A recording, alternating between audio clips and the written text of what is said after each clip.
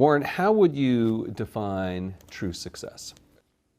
Well, I've said many times that if you get to be 65 or 70 and later, and the people that you want to have love you actually do love you, you're a success. I've never seen anybody that reaches that age. I mean, I'm not talking about somebody that's in extreme poverty or pain or something, but I've never seen anybody that, if they have a lot of people that love them, that is other than happy. And I've seen some very, very wealthy people that they give testimonial dinners to and name schools after and everything. And nobody loves them, you know.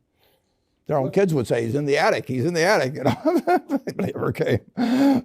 What are, say, 3 pieces of advice you would give to people who are looking to succeed in business? Well, by far the best investment you can make is in yourself. I mean, for example, communication skills. I tell the students that come that they're going to graduate schools and business, and they're learning all these complicated formulas and all that. If they just learn to communicate better, and both in writing and in person, they increase their value at least 50%. And, I mean, if you can't communicate, somebody says, you know, it's like winking at a girl in the dark. Nothing happens, you know, basically. And you have to be able to get forth your ideas, and that's relatively easy. I did it myself with the Dale Carnegie course. Some people wish I'd taken a shorter course now in terms of my talking later on. But it's just hugely important. And if you invest in yourself, nobody can take it away from you. I mean, the second thing, which I'll get a certain criticism for not living it, but I do tell those students, you know, that if I gave you a car and it'd be the only car you get in the rest of your life, you take care of it like you can't believe. Any scratch, you'd fix that moment. You read the owner's manual. You keep a garage and do all these things, and you get exactly one mind and one body in this world. And you can't start taking care of it when you're 50. By that time, you'll have rusted out if you haven't done anything. So you should really make sure that you just remember that you just got one mind and body to get through life with and to do the most with it. What about life advice? Well, life advice is, you know, the most important thing, aside from the things I've talked about already, is really who you associate with. You want to associate with people that are better than you are. I mean, basically, you'll go in the direction of the people that you associate with, and you want to have the right heroes. You want people, if you want to emulate somebody, you better pick very carefully who you want to emulate. And when obviously you can't pick your parents. They're going to have an enormous influence on you, but you don't get a choice on that. But you get choices as you go down the line, and who you admire, who you want to copy, and the most important for most people in terms of that decision is their spouse. It's also important in terms of a partner in business, but the partner in life is the most important one. You want to pick a spouse that's better than you are, and then he or she, and you hope they don't figure it out too fast. Great. Biggest mistakes people make when investing? Well, they try to, they just don't realize that all you have to do is just buy a cross-section of America and then never listen to people like me or read the papers or do anything subsequently. They think that because you can trade, you should trade. You buy a farm, you buy an apartment house, you can't resell it tomorrow, and you know the cost of moving around. Now you get something handed to you, liquidity, you know, which is instant. You can sell, and the cost of doing it are pennies, you know, compared to other kinds of investment activity. So because they can so easily move around, they do move around, and moving around is not smarter than investing.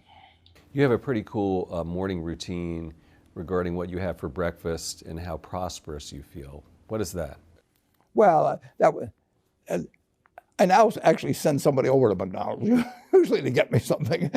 Since the publicity I got from earlier describing my habits at McDonald's, I now have somebody go in the office, but that was more for entertainment value. I eat exactly what I like to eat. If I liked it on my 6th birthday, at my 6th birthday party when we had hot dogs and hamburgers and Coke and ice cream with chocolate, I still like it.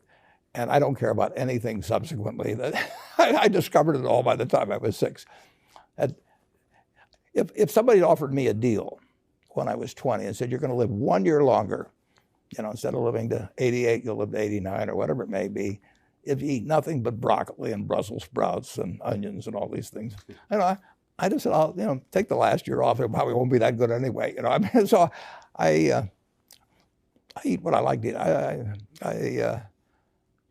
eat. I'm not venturesome in that area. I like how you lumped in onions with broccoli and Brussels sprouts. Never heard that. I just don't happen to like onions, but no, I don't put them in the same category. Okay. You and George H.W. Bush, I think.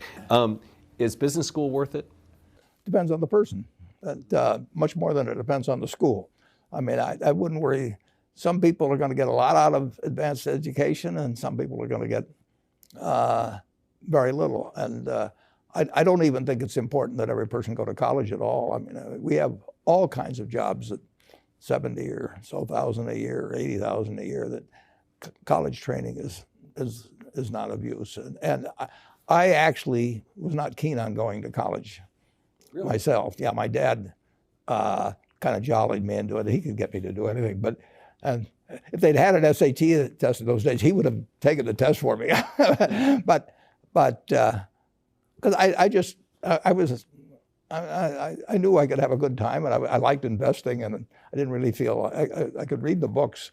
So I don't, it's a big commitment to take 4 years, and the cost involved, and maybe the loans involved, and everything. And I think, depending on what your interests are in life, I don't think it's for everybody. I think it's for a lot of people, but there ought to be a reason you're going, and I didn't really see much reason. All right, last question. So lightning round, so there's a few. Do you ever drink water? Only under duress. What is your favorite all-time song, Warren? It's undoubtedly, it's My Way. What about movie? Favorite movie? Well, I like The Bridge on the River Kwai because of there were a lot of lessons in that. Plus, it was enormously fascinating. Catchy tune, also. Pardon me? Catchy tune, also. Yeah, Right. very. Right. But the ending of that was sort of the story of life. He created the railroad, and did he really want the enemy to come in across it? Got it. Favorite book? Well, the favorite book from an the book that had the most impact on my life was The Intelligent Investor by Ben Graham. I knew you were going to say that. Favorite TV show? It's probably going to be it would be Nebraska in some huge bowl game and winning. And finally, what do you carry in your wallet, and how much money do you tend to carry around? Well, I probably carry maybe $400. I actually my wife likes to use cash, so I just take home a chunk of cash every now and then she doles it out. She looks at my billfold and sees whether all the hundreds are gone. Sticks a few in there. But, it's pretty simple. And credit cards? I've got an American Express card, which I got in 1964, but I pay cash 98% of the time. If I'm in a restaurant, I always pay cash. It's just easier. Warren Buffett, thanks very much.